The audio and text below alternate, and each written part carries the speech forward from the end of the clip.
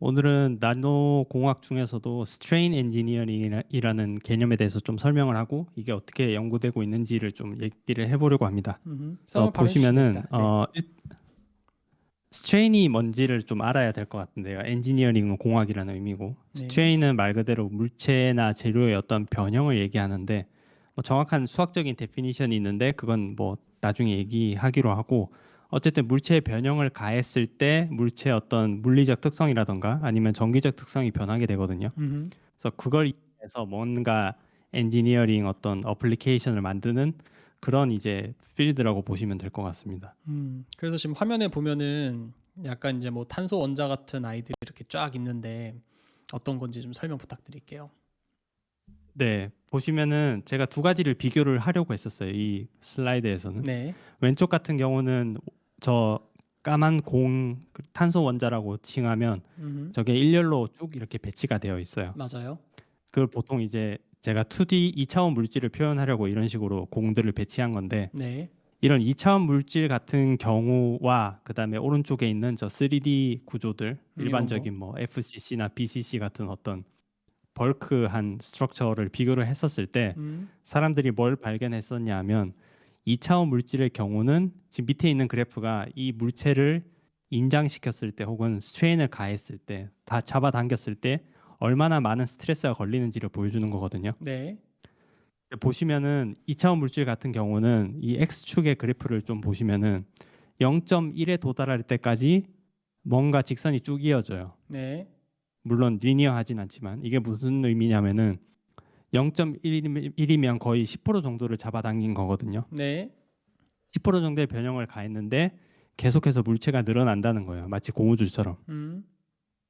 근데 그것과 비교했을 때 물론 같은 탄소 원자는 아니지만 우리가 일반적으로 알고 있는 알루미늄이나 어떤 스틸 같은 경우, 강철 같은 경우는 여기서 연철이겠지만 아주 작은 스트레인을 가했는데도 이게 물체가 끊어지는 현상이 일어나요. 그쵸. 10%가 그게 아니라 저기 지금 거의 0.5%도 안 돼가지고 일드 항복 응력이 발생한 상황이니까요. 그렇죠. 거의 뭐 5%도 안 돼서 물체가 끊어진 상황이죠. 그래서 음. 그래서 그렇군요. 사람들이 보통 그래핀 뭐 꿈의 물질 이런 식으로 얘기를 할 때 그래핀은 뭐 강철보다 강하다 이런 얘기 하거든요. 네. 그게 여기서 이제 그래프 같은 경우도 보시면 단위가 아예 달라요. 하나는 기가파스칼이고 하나는 메가파스칼이거든요. 저 여기 기가파스칼이고 메가파스칼이죠. 네. 네, 그래서 더 많은 어떤 변형을 견딜 수 있고 더 강하게 견딜 수 있다는 거를 2차원 물질이. 그래서 이러한 특성들 그러니까 길게 늘어뜨렸음에도 불구하고 끊어지지 않는 이런 특성들 때문에 사람들이 이런 생각을 하기 시작했어요. 이렇게 변형을 가했을 때 많은 변형을 가할 수 있는데 한번 음. 측정을 해보니까 전기적 특성이 달라지는 거예요. 음. 그래피는 물론 좀 많이 바뀌지 않지만 다른 2차원 물질 같은 경우는 전기적 특성이 많이 변하더라. 이걸 발견을 했어요. 음. 그래서 아마 다음 페이지로 넘어가면 될 것 같습니다. 근데 잠깐만요. 그 전에 제가 명칭이 좀 어색해서 그런데 암체어 같은 게 지금 이 2D 매트리얼 했던 요거고 zigzag이라고 했던 게 3D 매트리얼이라고 하는 건가요? 아니면 이건 다른 건가요? 이 그래프랑? 그래프가 지금 제가 2차원 물질을 지금 한 줄로 표현해서 그런데 원래는 그쵸? 2차원 물질이 3차원에 있으면 방향성을 가지잖아요. 그래픽 네. 같은 경우는 그 특정한 어떤 두 개의 방향을 가지는데 하나가 암체어 방향이고 하나가 음. 지그재그 방향이에요. 그래서 음. 물론 제가 여기서는 표현을 못했지만 왜냐면 원디로 그랬기 때문에 제가 근데 방향에 따라서 조금씩 인장 강도라든가 혹은 항복 능력이 좀 다르다라는 걸 보여주고 있습니다. 그러니까 로딩 두 개 다 오리엔테이션. 그래핀이에요, 그러니까 결국은. 힘을 가하는 방향에 따른 2D 매테리얼의 메카니컬 비헤이비어, 기계적 거동을 지금 본 거고 그렇죠. 이게 2D 매테리얼 같은 경우는 지금 나노 구조이기 때문에 스트레스도 기가파스칼 단위로 훨씬 큰 거고 스트레인이라고 하는 인장할 수 있는 능력 또한 훨씬 큰 건데 실제 우리가 사용하는 버크 매테리얼인 알루미늄이라든가 마일드 스틸 같은 연철 같은 거를 비교를 해봤을 때 스트레스 같은 경우도 거의 1000분의 1로 확 줄어드는 메가파스칼 리전에 있는 거고 스트레인 같은 경우도 늘어나 봤자 5% 또는 0.2%, 0.5% 또는 0.2%밖에 안 된다. 즉 나노 매테리얼, 2D 매테리얼로 가면 갈수록 뭔가 기계적 고동에서 엄청나게 많은 신기한 현상이 발생하고 거기다가 지금 박사님께서 추가적으로 얘기해 주시는 거는 전기적인 특성까지도 어떤 기계적인 힘에 의해서 변동이 될 수 있다라는 얘기인 거죠, 박사님? 네, 맞습니다. 그 정기적 특성을 아마 다음 장에서 얘기할 것 같아요. 좋습니다. 자, 지금 여러분들 강의 듣고 계신 분들 중에서 궁금한 거 있으시면 댓글이라든가 채팅창 이용해서 해주시면 되겠고요. 다음 장 넘어가면 되겠습니다. 잠깐만요. 네, 박사님 설명 부탁드립니다. 그래서 스트레인 엔지니어링에 대한 얘기를 했었잖아요. 네. 개요에 대해서. 그래서 그래핀은 사실 그렇게 정기적 특성이 좋은 물질은 아니에요. 좋은 네. 물질이 아니라는 게 무슨 뜻이냐면 이걸 뭔가 센서라든가 어떤 정기적 디바이스를 만드는 데 쓰기에는 조금 아쉬운 감이 있어요. 그래핀은. 그래서 사람들이 그래핀 말고도 다른 재료를 이용해서 사실은 2차원 물질을 만들 수 있거든요. 네. 그 중에 하나가 여기 있는 MOS2고 음. 그러니까 MOS2 같은 경우는 뭐 중간에 보시면 저 초록색 혹은 사이언 색깔인 MO가 있는 거고 그다음에 몰리브데늄이 있는 거고 위아래로 이제 노란색인 설펄 황 원자가 있는 구조거든요. 네. 이렇게. 이것도 사실 2차원 물질이라고 불러요. 네. 근데 얘의 좀 재밌는 점은 뭐냐면 얘는 밴드갭이라는 걸 가져요. 네. 밴드갭이 뭐냐에 대해서 또 설명을 해야 될 것 같은데 우리가 네. 보통 오른쪽에 보시면은 물질을 그 정기적 특성에 따라서 세 가지로 분류할 수 있거든요. 첫 번째는 메탈, 말 그대로 전기가 통하는 거, 우리가 아는 뭐 은, 금 이런 것들. 그런 것들은 저 빨간색인 어떤 범위와 밸런스 밴드라는 것과 컨덕션 밴드, 파란색의 범위가 겹쳐요. 쟤들이 뭐냐면 전자가 있을 수 있는 어떤 도메인이에요. 범위예요. 그래서 저게 겹친다는 뜻은 전기가 매우 잘 통한다. 그쵸. 왜냐하면 빨간색에서 파란색으로 전자가 넘어가기가 쉬우니까. 그렇죠. 네, 저 파란색의 전자가 모여 있다는 거는 물질 내에서 쉽게 통한다는 뜻이거든요. 이동이 쉽게 가능하다. 그러므로 전기가 통하게 된다. 세미컨덕터 같은 경우는 저희가 매번 사람들이 반도체 그러는데 왜 반도체냐면 말 그대로 반만도체라서 그래요. 보시면은 여기서는 밴드갭이 존재를 해요. 아주 미세하게. 저기 갭이 있잖아요. 빨간색과 파란색 사이에 에너지 공간 사이에. 그래서 저게 무슨 말이냐면 전자가 예를 들어서 저 빨간색 도메인의 가장 꼭대기에 있다고 생각을 했을 때 우리가 어떤 일정한 에너지를 걸어주게 되면 얘가 파란색으로 슉 이동을 해요. 한 번에. 똥 이렇게 한다는 거죠. 그래서 네, 반도체 같은 경우는 어떤 일정한 전력을 공급해 주면은 전기가 통하잖아요. 그래서 반도체라 부르고.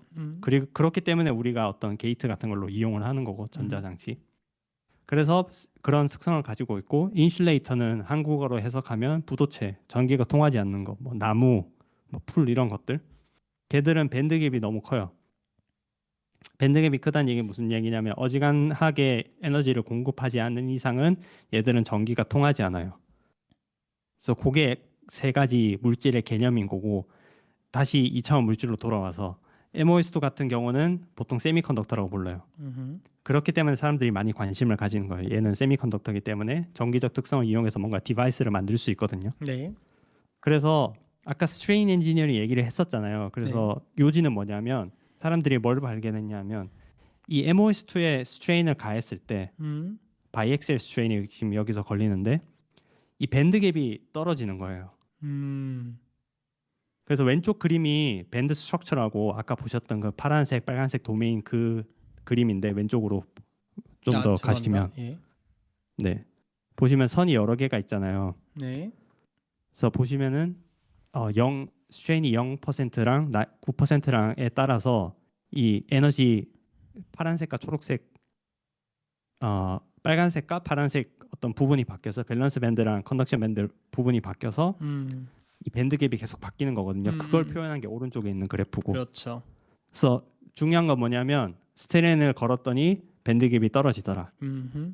근데 이게 왜 중요하냐면 예를 들어서 이런 식으로 저희가 상상을 해볼 수 있어요. 아니 밴드갭 바뀌는 게 뭐 정기적 디바이스랑 무슨 관련이 있냐? 뭐 예를 들어서 뭐 가장 간단하게 생각할 수 있는 건 스트레인 게이지를 만들 수 있어요. 그렇죠. 그러니까 이런 밴드갭이 바뀌기 때문에 우리가 딱 전력을 측정했었을 때, 전압을 측정했었을 때, 아 이게 지금 얼마나 스트레인이 걸려 있구나라는 걸, 얼마나 변형이 있구나라는 걸 알 수가 있잖아요. 그래서 스트레인 게이지로도 사용할 수 있고, 그렇기 때문에 센서로도 사용할 수 있고, 그 다음에 또 사람들이 무슨 생각을 하냐면, 아 이거는 완전히 다른 물질인데, 밴드갭이 달라지면 다른 물질이잖아. 근데 예를 들어서 내가 MOS를 쓰고 싶은데 밴드 갭이 조금 아쉬워. 조금 낮았으면 좋겠어. 그러면 이제 말 그대로 스트레인을 가해서 변형을 가해서 밴드 갭을 낮춘 다음에 내가 원하는 목적에 맞게 쓰는 거죠. 음흠. 그다음에 뭐 2D 머티리얼 자체가 워낙 늘어나는 성질이 좋다 보니까 웨어러블 디바이스 같은 데서도 많이 쓰려고 노력하고 있고 실제로. 네. 그래서 그런 식으로 이런 스트레인 엔지니어링이 실제로 산업에서 많이 쓰이게 되는 거죠. 그런 다양한 재료들이 있기 때문에 더 활용할 수 있는 소재도 무궁무진하고. 지금 이 결과는 시뮬레이션 결과 바탕인 거죠, 박사님? 네, 아마 시뮬레이션 바탕일 겁니다. 왜냐하면 밴드 스트럭처는 시뮬레이션으로밖에 그릴 수 없거든요. 그렇죠. 근데 이 바이액시얼 스트레인이라는 것도 어쨌든 시뮬레이션으로 땡겼다는 얘기잖아요. 네, 맞습니다. 이거는 다 호모지니스한 스트레스 필드로 지금 가해진 상황일 거고요. 아마 그래서 그게 좋은 질문인 게 사람들이 이제 무슨 생각하냐면 원래는 다 유니폼하게 스트레인을 걸었어요. 네. 뭐 바이액시얼이든 뭐 유니액시얼이든. 근데 이제 스트레인 필드를 사람들이 스트레인 그레디언트를 걸어 이제 하기 시작하더라고요. 그렇죠. 로컬 그게 스트레인 이제 필드가 달라지니까. 최근 트렌드예요. 좀 더 복잡하게 뭔가 말 그대로 스트레인을 디자인하는 거죠. 어떤 부분은 스트레인을 강하게 많이 걸고 어떤 부분은 뭐 텐션 어떤 부분은 컴프레션을 걸어서 내가 원하는 어떤 정기적 특성을 가지는 딱 어떤 물질을 만들어내는 거예요.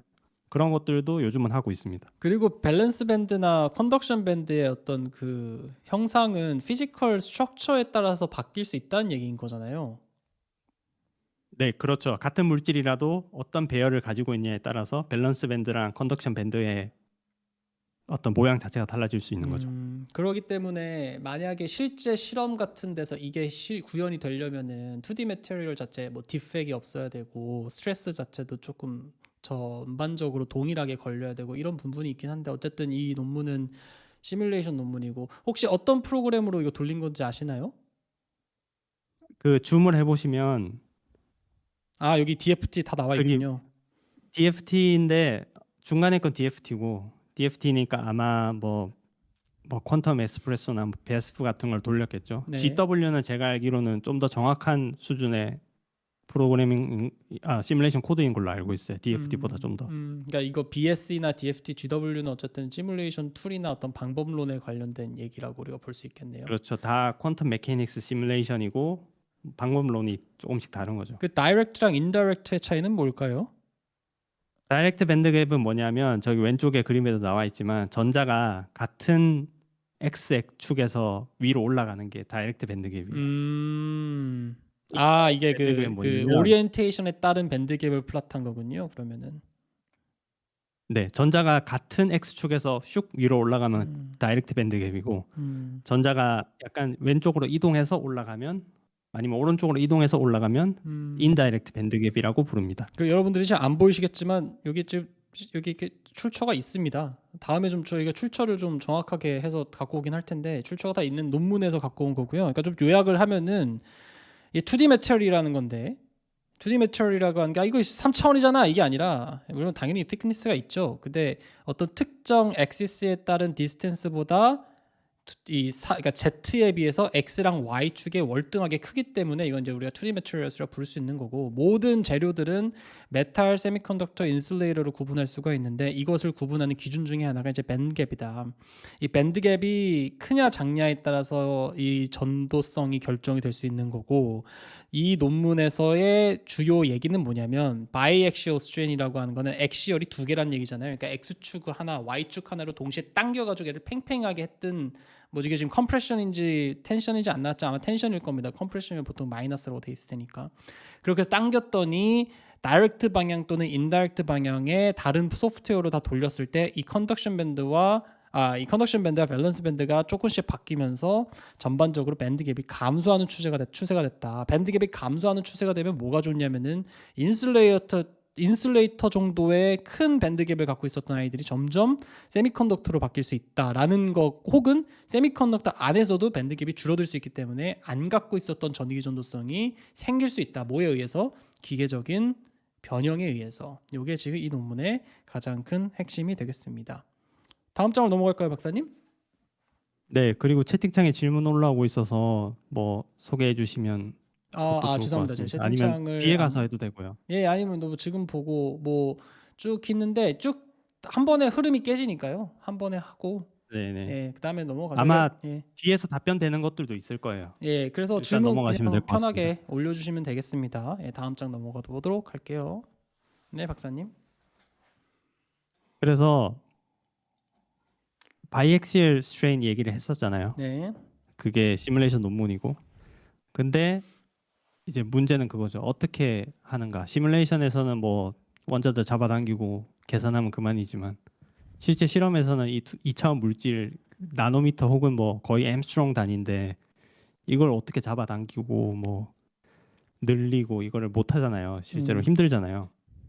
그래서 사람들이 무슨 생각을 하냐면 여러 가지 툴들을 이용을 하기 시작해요. 네. 그래서 보시면은 여기서는 미스매치라는 걸 활용했는데 미스매치가 뭐냐면 어쨌든 원자는 레티스 스트럭처 그러니까 구조가 딱딱딱 디스크리트한 구조로 돼 있잖아요. 컨티뉴어스하지 않고. 네. 그래서 보시면은 이게 줌을 해보시면 가장 이해하기가 쉬울 것 같은데 왼쪽에 너무했나요? 레티스 미스매치라고 네. 저 예를 들어서 위에 있는 저 빨간색 원자들을 2차원 물질이라고 하고 어쨌든 얘들을 어디 올려놔야 되잖아요. 음. 그래서 검은색 그림을 substrate라고 해볼게요. 네, 받치고 요거 있는 어떤 substrate. 네, 판 같은 느낌. 음. 근데 어떤 걸 여기서 이용하냐면 둘이 이 원자의 어떤 피리어딕한 구조 피리어딕한 한글로 뭐지? 그 주기적인. 주기적인 어떤 길이가 다르잖아요. 네. 그래서 그걸 활용해서 다른 어떤 살짝 다른 길이의 원자들을 저렇게 가져다 놓으면은 서로 둘 사이 어쨌든 케미컬 인터랙션이 있을 거 아니에요. 메케니컬 인터랙션이. 쟤들이 저렇게 맞춰져요. 네. 그래서 무슨 일이 생기냐면 여기서 그림에서 보시다시피 위에 있던 2차원 물질은 컴프레션이 걸리고 아래에 있던 सब스트레이트 판은 텐션이 걸려요. 그러니까 이런 식으로 스트레인을 또 걸 수가 있는 거예요. 네. 내가 원하는 어떤 2차원 물질과 어떤 특정한 सब스트레이트를 가지고 와서 서로 이렇게 딱 합이 맞게 만들어지면 길이가 컴프레션도 걸리고 텐션도 걸릴 수 있는 거예요. 그래서 이런 방법이 하나가 있고 그게 A고 B 같은 경우는 뭐냐면 thermal expansion이 서로 다를 거 아니에요. 물질에 따라서. thermal expansion이 뭐냐면 열에 따라서 이 물질이 얼마나 팽창하느냐. 네. 예를 들어서 그 B에서 왼쪽 그림은 2D 머티리얼의 2차원 물질의 thermal expansion이 substrate보다 높은 거예요. 그럼 얘는 높은 온도에서 만약에 합성이 되면 더 많이 팽창돼 있는 상태일 거 아니에요. 그런 다음에 내가 열을 식혀버려요. 뭐 500도에서 얘들을 합성했다가 열을 식혀버려요. 그럼 어떻게 되냐면 2차원 물질은 훨씬 더 많이 수축이 되고 그 substrate는 수축이 덜 될 거 아니에요. 네. 그렇기 때문에 근데 또 미스매치가 생기니까 서로 간에 그것 때문에 변형이 또 생길 수 있는 거예요. 여기에는 지금 오른쪽 같은 경우는 여기에는 지금 ppm 1/k라는 게 잘 뭔지를 모르겠는데 대충 논문에서 보면 온도가 한 500도 정도 되나 봐요. 저도 이 여긴 안 컨셉만 나오네. 이해하려고 가져온 그림이라서 정확한 온도는 체크 안 해보셨고요. 한번 찾아보죠. 네네네네. 어쨌든 온도는 합성 온도는 뭐 어떻게 제조하느냐에 따라 다른데 제가 실험하는 사람은 아니기 때문에 거기에 대해서는 좀 정확한 정보를 드리기가 어려울 것 같습니다. 네, 그러니까 이게 지금 알파 이런 게 뭐 뭔지 모르겠지만 2D 매테리얼 substrate, 그러니까 substrate보다 뭐 2D 매테리얼에 비해서 뭐가 어떤 상황일 때는 뭐가 발생하고 뭐 이런 상황일 때는 저렇게 뭐 컴프레션이 발생하고 이런 것들을 지금 도식화한 걸로 이해할 수가 있고요. 예, 좋습니다. 뭐 아마 열팽창 개수나 이런 부분에 대해서 다들 알고 계시기 때문에 당연히 뭐 뜨거워지면 팽창하고 식으면은 수축하고 하는 부분에 대해서는 직관적으로 이해가 되실 거라 아마 다들 어려움 없이 이해하셨을 거라 생각하고요. C는요? B 같은 경우는 substrate의 deformation을 이용하는 거예요. 네네. 그러니까 무슨 말이냐면 기판 위에 2차원 물질을 올려놓고 2차원 물질을 굽히기에는 너무 작아서 컨트롤이 힘들잖아요. 네. 괜히 또 굽히려고 만약에 힘을 줬다가 디펙이 일어날 수도 있고 substrate을 그래서 deformation 시키는 거예요. 저런 네. 식으로 눌러가지고. 네. 그러면 substrate이 늘어나면서 2차원 물질도 거기에 영향을 받아서 뭐 늘어나는. 그래서 여기서 보시면은 뭐 스트레인이 저렇게 눌렀다 뗐다 눌렀다 뗐다 함으로써 2차원 물질에 걸리는 스트레인이 저렇게 조절이 되는 거예요. 시간에 따라서. 네, 좋습니다. 뭐 이런 식으로 실험들이 이렇게 되고 있다라는 게 논문으로 나왔나 보네요. 네, 그래서 요거는 리뷰 논문에서 가져온 거고요. 실험이 어떤 식으로 이루어지고 있는지 네, 좋습니다. 그런 어떤 방법론에 대해서 가지고 왔습니다. 네, 너무 재밌네요. 그래서 이런 게 참 보면은 모든 분야는 융합이 되어 있고 각 분야에 따른 정확한 지식을 우리가 제대로 이해하고 있어야 어떤 논문화할 수 있는 가치 있는 어떤 그런 과학적인 발견으로 귀결될 수 있다라는 것을 좀 보여줍니다. 그래서 이게 뭐 전자전기 하시는 분들이 뭐 이런 걸 할 수가 없지 않겠습니까? 뭐 다 재료과학 하시는 분이랑도 또 코어를 해야 될 거고, 또 기계공학 하시는 분들은 역학적인 에너지가 더 들어가는 부분이니까 또 코어를 해야 될 거고, 하여튼 모든 학과 불문하고 이제 요즘 연구는 다 융합으로 가고 있기 때문에 중요한 건 여러분들께서 이런 논문에 대해서 참 두근거리는지 재밌는지, 그리고 어떤 부분에 대해서 좀 더 알고 싶은지 이런 부분을 좀 더 고민하고 계속 공부해 보시면 너무 좋겠고요. 다음 장 한번 가보도록 하겠습니다. 예, 세 번째 링클이네요. 말씀 부탁드립니다. 그래서 네, 결국은 아이디어가 중요하거든요. 이거는 어떻게 내가 컨트롤할 수 없는 작은 물질을 외부 환경을 바꿔서 변형을 일으킬 것인가가 핵심이거든요. 네, 그래서 보시면 여기서는 이제 어떤 걸 소개하고 있냐면 주름을 이용하는 거예요. 네, 맞아요. 그러니까 왼쪽 A 같은 경우는 substrate을 갖다 놓고 2차원 물질을 올린 다음에 substrate을 컴프레션 시키는 거예요. 화살표도 나와 있지만 네, 그러면 이제 주름이 저렇게 생겨버리는 거죠. 네. 보시면은 저렇게 웨이비하게 패턴이 나오잖아요. A 쪽에. 그래서 저렇게 만드는 게 한 가지 방법이 있고, 두 번째는 이제 아까 말씀드렸다시피 thermal expansion, 그러니까 다른 열 팽창 계수의 물질을 붙여넣게 되면 이것들이 열에 변하는 과정에서 어떤 거는 컴프레션 되고 어떤 거는 텐션이 일어나서 길이가 늘어나고 하게 되는 과정에서 또 이제 저렇게 윙클이 생겨버리는 거예요. 그래서 저걸 연구하시는 분들도 많이 계셨어요. 네, 특히 이제 맞아요. 피부 쪽 메케닉스 하시던 분들이 이런 것도 많이 하시고, 맞아요. 반대로 2차원 물질 하시던 분들이 피부 쪽 넘어가시는 분들도 계시고. 맞아요.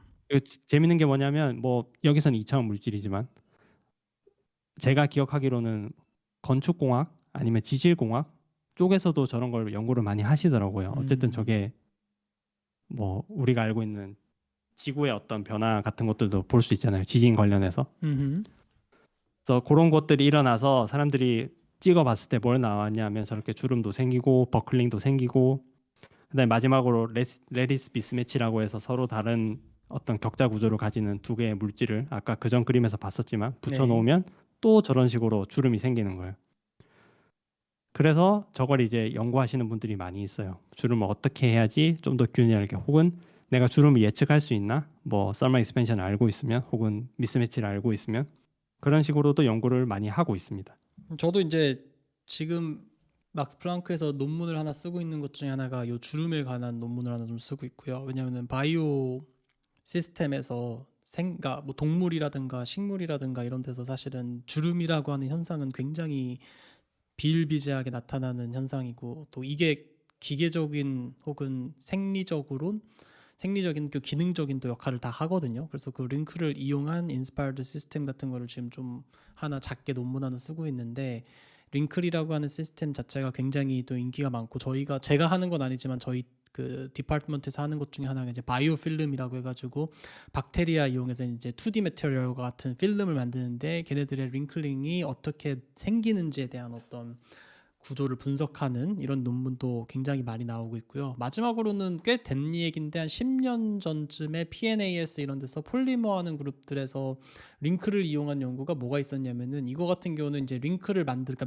सब스트레이트와 시스템 사이의 미스매치를 이용한 링클링을 이용한 뭐 어떤 캐릭터라이제이션이라고 치면은, 그 한 10년 전쯤에는 폴리머 쪽에서 제일 가장 키였던 게 그래프틴 나노 파티클 이제 2D 매테리얼 이런 게 좀 있었습니다. 그래서 나노 파티클에다가 폴리머를 이렇게 연결시켜 가지고 그걸로 이제 2D 매테리얼 구조를 만드는 거였는데, 그거에 대한 메카니컬 프로퍼티 캐릭터라이제이션이 어려웠거든요. 그래서 그걸 하기 위해서 사람들이 어떤 방식을 썼냐면 PDMS와 같은 굉장히 연한 सब스트레이트에다가 2D 매테리얼을 넣고 걔를 이제 땡기거나 땡겼던 거를 수축시키면서 일부러 링크를 만듭니다. 그래서 링클이 많이 생기면은 이 아이의 뭐 기계적 물성치가 뭐 10이고 링클이 적게 생기면은 뭐 1이고 이런 식으로 뭐 링클의 개수라든가 형상에 따른 시스템의 메카니컬 프로퍼티를 예측할 수 있는 그런 모델이 있거든요. 그래서 그런 것들을 썼기 때문에 아마 이 링클이라고 하는 게 지금 저도 굉장히 2D 매테리얼 쪽에서도 사용이 된다고 하니까 재밌지만 바이오라든가 아니면은 이런 어떤 올게닉 시스템에서도 굉장히 많이 쓸 수 있다라는 것을 여러분들이 아시면서 피직스에 대한 어떤 이해를 좀 하시면 좋겠고요. 넘어가기 전에 여기 있습니다. 직색하고 암체요. 이게 아마 아까 말씀하셨던 방향에 따른 거 우리 첫 번째 그 그래프에 나왔던 이 방향에 따른 밴드갭 차이 이 부분에 대해서 보시면 되겠습니다. 정확하게 얘기하면 밴드갭 차이가 아니라 기계적 그 비헤이비어 메카니컬 비헤이비어의 차이였죠. 네, 다음 장 가보도록 하겠습니다, 박사님. 네. 마지막으로 소개드리고 싶은 거는 뭐 음흠. 미스매치, 썰마이 미스매치 뭐 아니면 सब스트레이트를 아예 컴프레션 시킨다거나 이런 식으로 얘기를 했었는데 아니면 또 다른 방법이 सब스트레이트를 저렇게 좀 특이한 형상의 어떤 물질들을 사용하는 방법이 있어요. 그러게요. 그래서 보시면은 오른쪽 보시면은 저렇게 전자해밍으로 찍어 सब스트레이트에 찍어 놓은 건데 सब스트레이트 자체에 저렇게 돌기들이 나와 있는데 저 돌기들이 주기적으로 저렇게 나와 있으면은 그 위에 어떤 아주 얇은 2차원 물질을 올렸을 때 저 돌기 모양에 맞춰서 변화되면서 스트레인도 걸리고 패턴이 나타나는 거죠. 그게 왼쪽에 있는 그림이고요. 잠시만요. 제가 이해를 잘 못했는데 substrate이 이런 식으로 막 돌기가 막 나 있단 말이에요. 여기에다가 메테리얼을 디파짓 시켰다는 얘기인가요? 네, 맞습니다. 아, 그래서 이렇게 모양이 생겼다. 스트링 이렇게 네. 크리스탈로. 그러면 요 돌기에 따라서 어쨌든 붙어가면서 형상이 생길 테니까 여기에는 로컬 스트레인이 걸릴 거다 이런 얘기인 거잖아요, 그렇죠? 그렇죠. 지금 여기서도 나와 있지만 아마 다음 장 바로 가시면은 좀 바로 더 가죠. 이야기가 좋을 것 같습니다. 네. 여기서는 좀 하나의 논문을 예시로 들고 왔는데 어떤 실험을 했었냐면 이건 시뮬레이션과 실험을 같이 한 논문이거든요. 그래서 보시면 어떤 걸 했냐면 이렇게 그래핀을 했네. 나노스피어 SiO2 나노스피어 सब스트레이트에 저렇게 올려놓은 거예요. 그러면은 이렇게 올라가 있네 지금 그림에서도 그렇죠? 나와 있고, 네, 전자현미경으로 찍었지만 저렇게 울퉁불퉁하게 있는 나노스피어에 저렇게 위에 얹혀지면서 국소적으로 스트레인이 걸리게 되거든요. 그래서 그거를 어떤 나노스피어, 그러니까 나노스피어도 크기를 조절할 수 있잖아요. 그렇죠. 부채를. 그래서 지름이나 반지름을 어떻게 바꾸느냐에 따라서 패턴이 또 달라지게 되고 그로 인해서 스트레인이 다르게 걸리는 걸 확인을 한 거죠, 이 논문에서. 그러니까 이게 맞는지는 모르겠는데 레디어스 커베처럴이 다 다르기 때문에 큰 나노스피어일수록 요 중간중간에 갭이 커질 거고 그러니까 여기서 걸리는 디스플레이스먼트 이게 지금 아웃 오브 플레인 디스플레이스먼트인가요? 41나노미터가 뭐 네, 그런 거 맞습니다. 같은데 그러니까 결국은 레디어스 커베처가 이제 어쨌든 변하게 되고 그럼에 따라서 포인트 바이 포인트의 디스턴스가 커지면은 디플렉티드 돼 있는 아웃 오브 스페이스의 디스플레이스먼트가 달라지기 때문에 이렇게 가면 갈수록 지금 7, 13, 22, 41 이런 식으로 커지면서 즉 서브스트레이트의 형상에 따른 로컬 스트레인을 컨트롤할 수 있다라는 아이디어를 기반으로 해가지고 실제로 힘을 줘서 변형시키기 힘든 2D 매테리얼의 지오메트리를 바꿀 수 있었다라고 하는 게 지금 여태까지 나온 어떤 저희의 실험적인 소개에 다 근간이 되는 그런 부분이 되겠습니다. 잘 이해되시죠? 네, 어렵지 맞습니다. 않죠? 어렵지 않을 거라고 생각합니다. 다음 장 가보도록 할게요, 박사님. 직관적이라서 뭐 네, 이해하는 것 자체는 크게 어려움이 없을 것 같아요. 네. 그래서 아까는 실험이었고 결국은 사람들이 궁금한 건 뭐냐면 그래서 얼마나 스트레인이 걸리는 건데를 보고 싶은 거잖아요. 실험적으로 보기 힘든. 네. 그래서 여기서는 이제 그 같은 어떤 실험 조건을 맞춰서 시뮬레이션을 저렇게 만든 거예요. 그래서 보시면은 예를 들어서 그 저 나노스피어가 밑에 있잖아요. 그림에.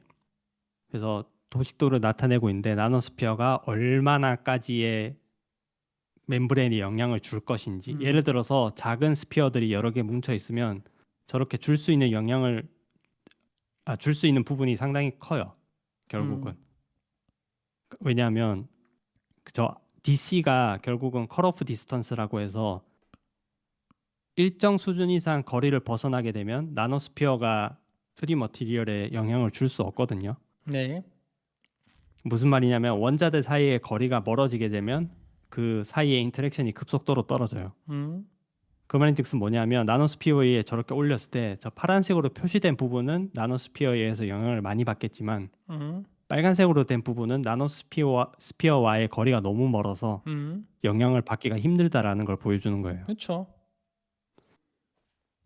그래서 다 그런 아시잖아요. 그러니까 이게 당연히 거리가 넓어지니까 여기는 길지만 여기는 이제 좀 짧아질 거고, 짧아진 것만큼 빨간색은 또 얘에 비해서 길어질 거고, 그러면 이게 거리의 레나드 존스 포스에 따라서, 레나드 존스 포스가 뭔지 모르시는 분들이 계시겠지만 그냥 일반적으로 얘기하는 뭐 반데르발스 에너지라든가 뭐 이런 거랑 비슷한 거라고 치면 뭐 완전히 똑같은 건 아니니까, 이렇게 돼서 지금 파란색 부분은 서로 인터랙션을 하는, favorable 인터랙션을 하는 그런 구간이기 때문에 서로 뭐 접착이 된다든가 뭐 이렇게 뭐 그런 어떤 상호 인터랙션이 생길 거고, 컷오프 디스턴스 자체가 일정 영역으로 커진 빨간색 영역 같은 경우는 프리스탠딩이 되기 때문에 영향을 덜 받게 되는 거고, 그래서 방금 박사님께서 이 작아질수록 영향을 많이 받는다라고 얘기하는 건 뭐냐면은, 파란색이 어쨌든 이 나노스피어가 작아지면 작아질수록 길이가 넓어질 수 있기 때문에 서브스트레이트에 의한 영향력을 좀 더 작은 스피어 위에서 생성된 필름이 더 많이 받을 수 있다, 이런 얘기인 거고, 이게 이렇게 시뮬레이션으로 형성이 되는 거겠네요, 박사님.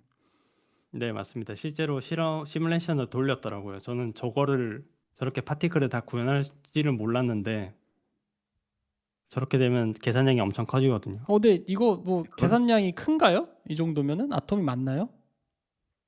어, 한눈에 보기에도 많아 보이긴 아, 해요. 그래요? 꽤 많이 들었을 것 같긴 해요. 물론 그 한계 때문에 제가 보기에는 저 나노스피어가 7개밖에 없긴 할 텐데 네네네네네.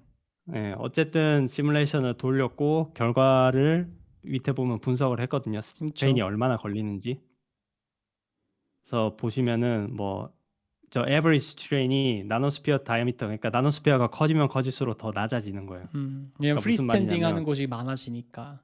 프리스탠딩 하는 곳이 많아지니까 아까 왼쪽 그림에서처럼. 그래서 여기서 이제 테이크 홈 메시지는 만약에 에버리지 스트레인을 늘리고 싶다면 나노스피어 크기를 작게 만들어야 된다라는 게 이제 네. 포인트인 거죠. 그러니까 아까 그걸 이제 제가 실제로 이거를 이제 보여주는 거예요. out of plane distance라고 얘기하니까 중간 아마 헷갈리셨을 분들도 계시겠지만, 제가 지금 이 논문을 다시 보니까 결국은 local strain이라고 하는 거는 2D 매테리얼과 나노스피어 사이의 인터랙션에 의한 그거가 되는 거고, 그 인터랙션이 발생하는 구간 자체는 빨간색이 아니라 이제 파란색이 되는 거기 때문에 얘에 비해서는 얘의 파란색이 좀 더 크죠.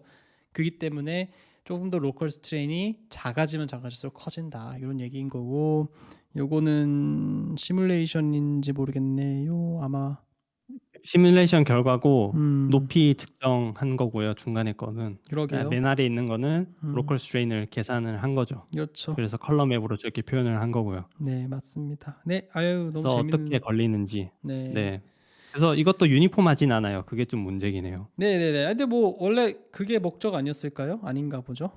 그렇죠. 문제라기보다는 이렇게 되면 디자인하기가 좀 쉽지는 않죠. 그렇죠, 그렇죠. 제일 이상적인 네, 거는 호모지니어스하게 2%로 그냥 쫙 걸리면은 제일 좋은 건데, 이게 뭐 힘드니까 뭐 어려울 수밖에 맞아요. 없겠죠.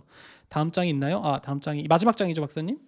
네, 마지막 장입니다. 네. 그래서 저는 어쨌든 기계공학을 했던 사람이고 많은 분들이 기계공학이나 어떤 공학을 했던 분들이라서 그러면 재료과학에서 이러한 것들을 많이 했었는데 기계공학이랑 어떤 관련이 있지? 특히 이제 재료 역학이랑 관련해서라고 했을 때 이제 이 논문 같은 경우는 그러면은 저 아까 보여드렸던 시뮬레이션 있잖아요. 네. 그 2차원 물질이 덮이는 시뮬레이션 보니까 어쨌든 내가 멤브레인처럼 저거를 가정할 수 있을 것 같은데 2차원 물질을 워낙 얇으니까 저걸 뭔가 컴퓨테이셔널 리밋도 있고 하니까 계산량의 한계가 컨티뉴um 시뮬레이션을 돌릴 수 없을까? 저 서브스트레이트에 바뀌는 어떤 멤브레인의 어떤 형상 같은 거를. 왜냐하면 그러면 어쨌든 저희가 훨씬 더 큰 스케일을 볼 수 있고 서브스트레이트 디자인도 내가 자유롭게 할 수 있잖아요. 이거 박사님 논문이에요? 그래서 네네, 이거 제가 했던 거고. 네, 그래서 하십시오, 하십시오. 제가 했던 건 뭐냐면 그 이제 컨티뉴um 시뮬레이션을 만드는 거예요. 근데 컨티뉴um 시뮬레이션인데 아톰의 시뮬레이션, 그러니까 작은 원자 단위의 시뮬레이션과 연계돼서 뭔가 할 수 있는. 그래서 보시면은 여기서 왼쪽에 그 수식들이 좀 있어요. 네. 요 수식에 대해서만 간단하게 좀 얘기를 하면 좋을 것 같은데 네. 일단 좀 줌을 해보시면 저기 메뉴에 있는 E2D가 2차원 물질의 스트레인 텐서고요. 네. 그러니까 스트레인이 어떻게 걸리는 스트레인 요소를 묶어 놓은 어떤 매트릭스 같은 개념이고, 그리고 바로 이제 스킵을 해서 밑에를 보시면 전체 에너지가 멤브레인 에너지도 있고 밴딩 에너지도 있어요. 멤브레인 에너지는 뭐냐면, 멤브레인은 보통 저희가 어떤 얇은 어떤 막을 얘기를 할 때 멤브레인이라고 부르는 분들도 있고 플레이트라고 부르는 사람들도 있어요. 그러니까 뭐가 차이냐면, 쉘이라고 하는 사람들도 있는데 쉘은 뭐 잘 안 쓰이니까, 멤브레인 같은 경우는 이 구부릴 때에 대한 어떤 에너지 변화가 없어요. 네. 그걸 그렇게 될 때 사람들이 보통 멤브레인이라고 불러요. 네. 근데 플레이트라고 할 때는 밴딩에 대한 걸 보통 많이 봐요. 왜냐하면 어떤 강철판을 생각했었을 때 강철판을 인장시키는 것보다 구부리는 게 훨씬 더 쉽잖아요. 그래서 보통 그걸 플레이트라고 하고, 그래서 멤브레인 에너지가 뭐냐면 이 얇은 막을 인플레인 스트레칭, 그러니까 잡아당길 때, 구부리지 않고 잡아당기기만 할 때 생기는 어떤 에너지들을 멤브레인 에너지라고 하고, 두 번째 텀은 밴딩 에너지라고 해서 멤브레인만 볼 게 아니라 밴딩도 같이 넣어야지 뭔가 좀 더 구체적으로 볼 수 있을 것 같다 해서 밴딩 텀을 저렇게 넣은 거예요. 이게 뭐랑 비슷한 그래서 네, 거냐면은 기계공학 옛날에 우리 재료학 배웠을 때 로드라고 하는 애와 빔의 차이네요. 그러니까 로드라고 하는 애는 컴프레션과 텐사일만 우리가 반영하는 시스템을 얘기하는 거고, 거기에는 이제 밴딩이 안 들어가 있는 거고, 빔이라고 하는 아이는 텐사일과 컴프레션도 고려되지만 거기에다가 이제 밴딩에 대한 것까지 고려가 되는 시스템을 얘기하는 거라서, 말씀하신 것처럼 멤브레인은 이렇게 2D 멤브레인에서 땡기거나 수축되는 부분만 고려한 어떤 인플레인 에너지를 주로 고려하는 시스템인 것 같고, 플레이트라고 하는 거는 거기에 의한 밴딩 에너지까지 고려한 거라서 지금 모든 에너지 텀을 두 개를 다 고려했다라는 얘기를 하시는 거죠, 박사님? 네, 맞습니다. 결국에는 저희가 실험을 해봤더니 멤브레인도 중요하고 밴딩 에너지도 중요하더라고요. 네네. 2차원 물질 같은 경우는 그걸 이제, 그리고 밑에 보시면은 저 요소들이 텐서 N이나 M 같은 경우들이 저렇게 밴딩과 관련된 어떤 스트레인 텐서 혹은 스트레칭과 관련된 스트레인 텐서 혹은 밴딩과 관련된 어떤 커버처, 어떤 곡면의 기울기들과 관련돼 있다는 것을 표현을 했는데, 저게 결국은 이제 저 식을 완성하려면 어떤 이 값이 필요하거든요. 그렇죠. 밑에서 마지막 이 재료의 어떤 물성치가 필요한데, 그 물성치를 이 논문에서 저는 원자 시뮬레이션을 통해서 그 물성치를 추출해내는 걸 한 거죠. 포화성비는 그래서 어떻게 추출하셨어요? 어, PPT에는 나와 있지 않지만, 네. 왜 저희가 보통 역학 문제 풀 때 보호를 이렇게 양쪽을 클램프 시켜놓고 네. 중간을 누르는 문제 있잖아요. 네네. 그걸 이제 보라고 가정을 하면 저희가 어떤 아날리티컬 이퀘이션을 알고 있잖아요. 그거 테스트를 한번 하나 하고, 그다음에 나머지는 밴딩을 그냥 퓨어 밴딩, 그 2차원 물질을 그냥 구부리는 거 테스트를 두 개를, 이렇게 두 가지를 해요. 그러면은 여러 가지 값들이 나오거든요. 그걸 다 조합을 하면 스트레인 텐서가 나오게 되고, 아니 스트레인 텐서란다, 일라스틱 스티프니스가 모두 다 구해지고, 그것 때문에 포화성 레이셔도 알 수 있게 되는 거죠. 아, 그럼 이거 실험을 다 하신 거예요? 원자 시뮬레이션을 다 아, 돌려서, 시뮬레이션으로. 네, 시뮬레이션으로 한 거죠. 원자 시뮬레이션을 해서 그걸 컨티뉴움에 준 거죠. 네. 컨티뉴um 메카닉스가 요즘은 나노 스케일로도 이렇게 접목이 되나 보네요. 그래서 여기서 포인트가 뭐냐면, 오른쪽에 좀 가보시면, 네. 그리고 여러 가지, 사실은 여기 나와 있지 않지만 저렇게 에너지 밴딩과 멤브레인으로 끝나는 게 아니라 저희가 해보니까 뭐 여러 가지 어디셔널한 텀들이 필요하더라고요. 그거는 이제 네. 아토미스틱 시뮬레이션에서 발견을 한 거고, 여긴 쉽지 않았습니다. 그래서 네. 여기서 저희가 했던 건 뭐냐면, 오른쪽 그림에 보시면은, 어디를 볼까요? 이 스키매틱 보면 될까요? 네네, 그거 네. 보시면 될 것 같아요. 그래서 어떻게 했냐면, MOS2 아까 그 2차원 물질 있잖아요. 네. 그거라고 치면 이것들이 substrate 밑에 있는 Si3N4라고 하는데, 네. 실리콘 나이트라이트 substrate이라고 하는데, 이거랑 어떻게 인터랙션 하는지. 근데 다 원자잖아요, 결국에는. 음. 근데 그러면은 저렇게 곡선으로 막 처리되어 있는 부분을 계산하기가 힘들단 말이에요, 원자기 때문에. 특히 컨티늄에서는.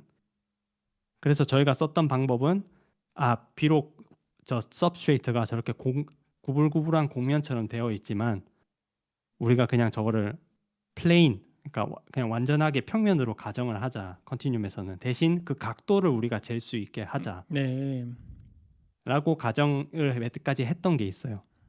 그래서 서브스트레이트이 레이어랑 어떻게 인터랙션 하는지도 저희가 이미 수식을 다 구현을 했었기 때문에, 그래서 그런 것들을 조합해서 이 컨티뉴um 시뮬레이션을 돌릴 수 있었던 거고, 그런 정보들이 그 원자 시뮬레이션에서 나온 것들이죠.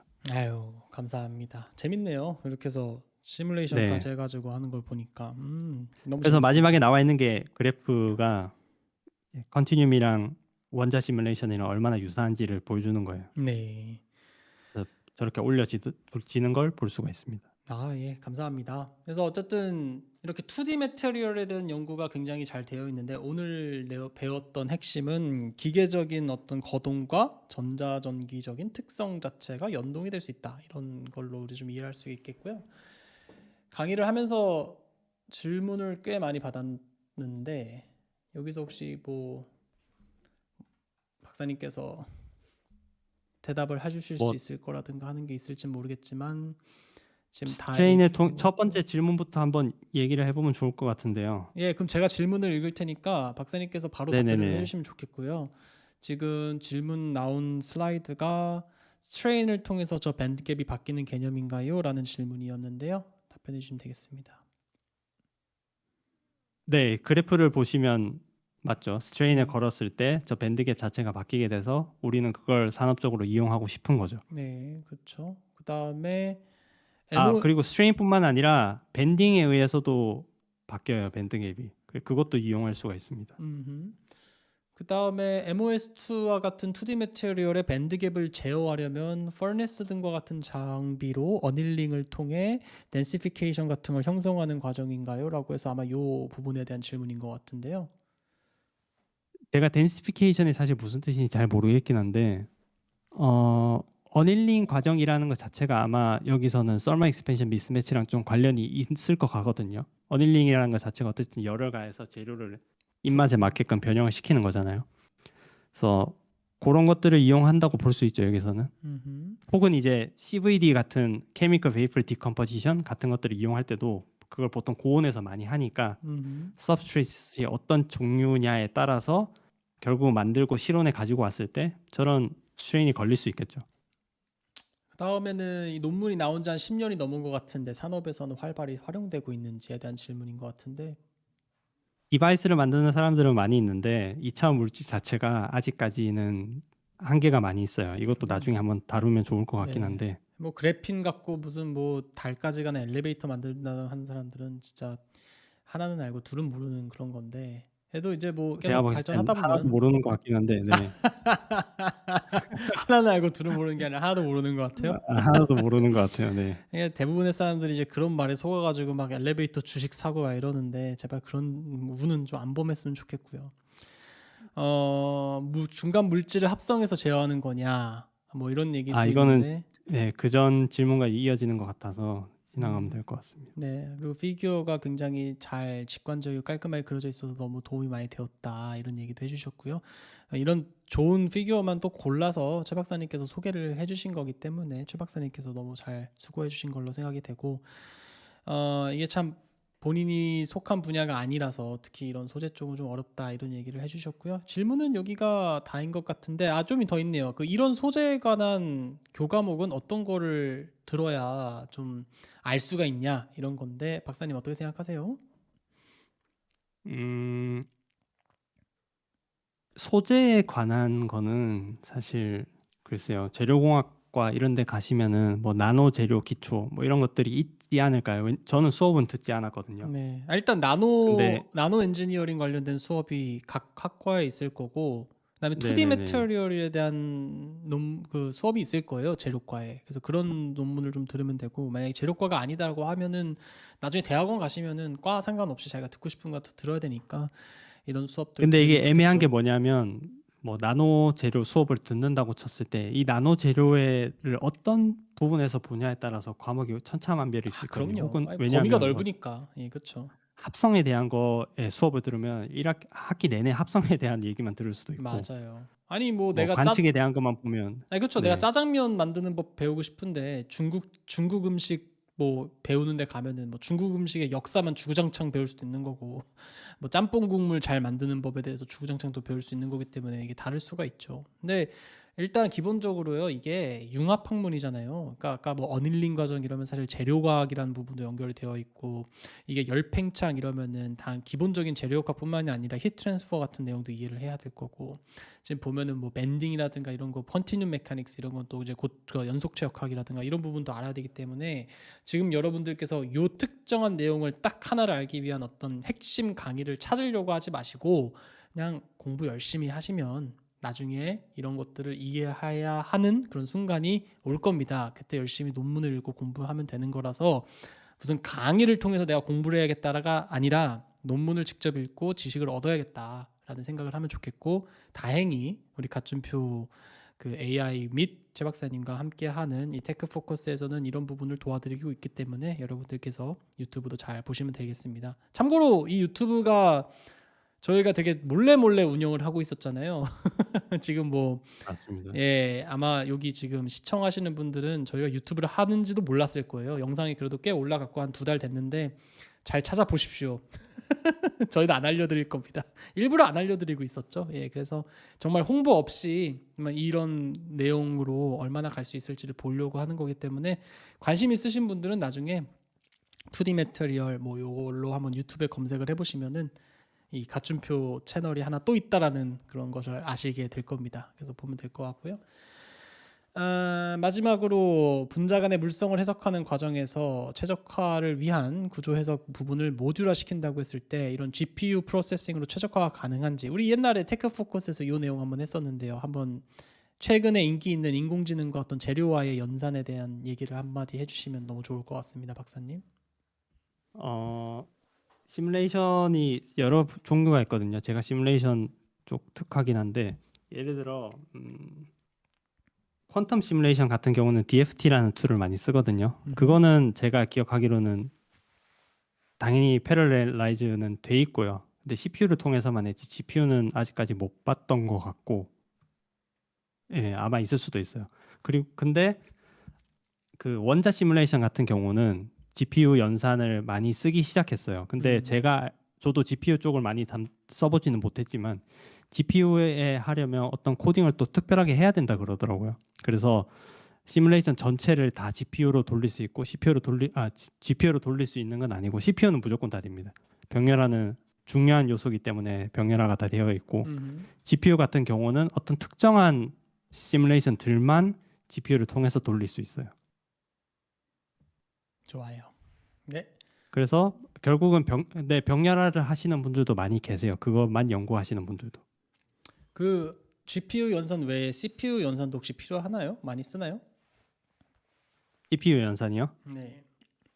CPU 연산 자체는 병렬화를 할 때 뭐 코드를 따로 수정해야 되고 그럴 필요가 없기 때문에 병렬화를 무조건 다 하죠. 어떻게 효율적으로 병렬화를 하는지에 대해서도 연구를 많이 하고 있고 원자 시뮬레이션 같은 경우는 병렬화가 없으면 뭐 아예 돌릴 수 없는 것들도 많이 있거든요. 좋습니다. 그래요. 그래서 오늘 우리 2D 매테리얼에 대한 재밌는 얘기 해봤는데요. 여러분들 유튜브 구독도 좀 해주시고 이거 내가 봤을 때는 일반 사람들은 절대 재미없어서 아마 10초 보고 껐을 것 같은데 여기까지 봤다라고 하는 분들이라면은 뭔가 특이한 분들이거든요. 그럼 분명히 저희가 올리는 컨텐츠를 좋아하실 수밖에 없을 겁니다. 그래서 좋아요랑 구독 버튼 한 번씩 눌러주시고요. 여러분들 댓글로 많은 의견 달아주시면 저희가 앞으로 영상을 만드는데 많은 도움이 될 것 같습니다. 지금까지 시청해주셔서 진심으로 감사합니다. 최 박사님 감사합니다. 네, 감사합니다.